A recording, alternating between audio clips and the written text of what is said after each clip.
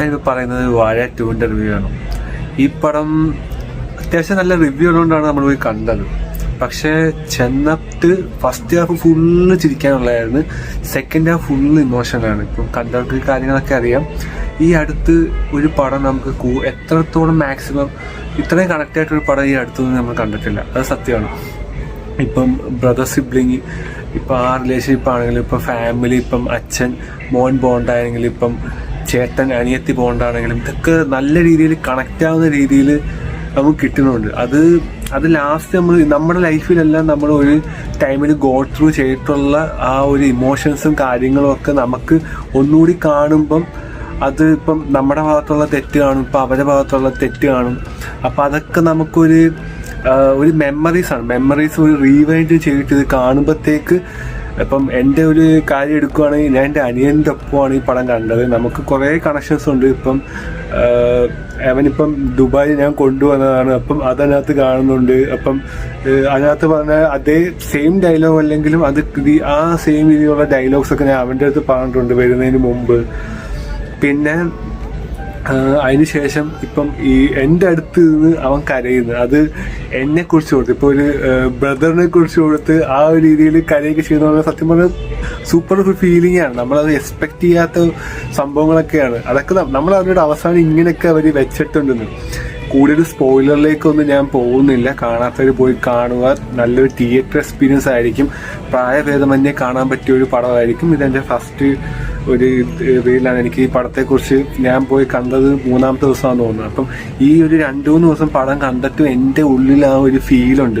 വാഴ 2 പിന്നെ കാണുന്ന പോസ്റ്റ് ഫുള്ള് വാഴയാണ്. അതിൻ്റെ തിയേറ്റർ റെസ്പോൺസസ്, അതിൻ്റെ ഇപ്പം ഷോർട്ട് ക്ലിപ്സ്, അങ്ങനെ അത് കൂടാതെ ഇതിൻ്റെ സക്സസിൻ്റെ കാര്യങ്ങൾ, അതിൻ്റെ ആൾക്കാരെ മീറ്റിങ്സ്, ഫോട്ടോസ്, സത്യം പറഞ്ഞ ഒരു ഹാപ്പിനെസ് ആണ്. ഇപ്പം ലാസ്റ്റ് നമ്മൾ ആ ഇമോഷൻ ആ റോളർ കോസ്റ്ററിന് ഏറ്റവും ടോപ്പിൽ കൊണ്ടുപോയിട്ട് നമ്മളവിടെ ഇട്ടിട്ട് പോകുന്നില്ല.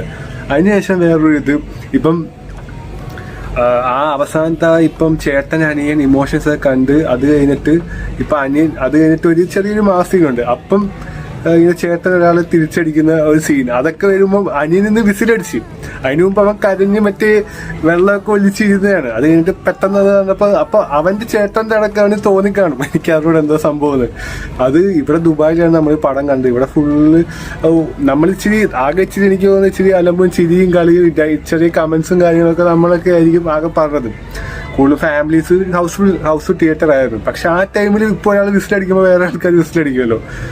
സത്യം പറഞ്ഞാൽ ഇത് കൂട്ടുകാർ, ഫ്രണ്ട്സ്, ഇതിൽ ഫ്രണ്ട്സിനെയൊക്കെ കുറിച്ച് നമുക്ക് ഫ്രണ്ട്സ് ഇല്ലാത്ത ആൾക്കാരില്ല. അപ്പോൾ ഫ്രണ്ട്സിൻ്റെ ആ ഒരു നമ്മളിപ്പം എല്ലാവരും ഒന്നും നാട്ടിലില്ല, പലരും പല കാര്യങ്ങളുമായിട്ട് പല സ്ഥലങ്ങളിലായിരിക്കും. പിന്നെ അതിനകത്ത് UK, ദുബായ് ഒക്കെ ഉണ്ട്. ഇപ്പം ഞാൻ ദുബായിലാണ്.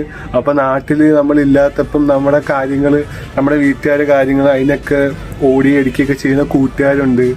പിന്നെ ഏറ്റവും സൂപ്പറായിട്ട് കാണിച്ചിരിക്കുന്ന സ്കൂൾ കാലഘട്ടമാണ്. ആ കാലഘട്ടത്തിൽ നമ്മൾ എത്രത്തോളം അടിച്ചു പൊളിച്ച് ഒരു ടെൻഷനും ഒന്നുമില്ല, നമ്മൾ ഒരു മൈൻഡ് ഫുള്ള് ഫ്രീ ആയിട്ട് ഇരുന്ന ഒരു ടൈമുണ്ടല്ലോ, അതൊക്കെ ഇതിനകത്ത് കാണിക്കുക. അതൊക്കെ നമ്മളപ്പോൾ ആ ഒരു ടൈമിൽ നമ്മൾ പോകുന്നുണ്ട്. ആ ഒരു കാലഘട്ടത്തിലേക്ക് നമ്മൾ കൊണ്ടുപോകുന്നുണ്ട് ഈ പടം. അങ്ങനത്തെ പടങ്ങളൊക്കെ അത്യാവശ്യം നമുക്ക് നല്ലൊരു, എനിക്ക് തോന്നുന്നു അതൊക്കെ ആ ടൈമിൽ റൊമാൻസും കാര്യങ്ങളൊക്കെ നമുക്ക് നല്ല രീതിയിൽ വർക്കൗട്ടാവും.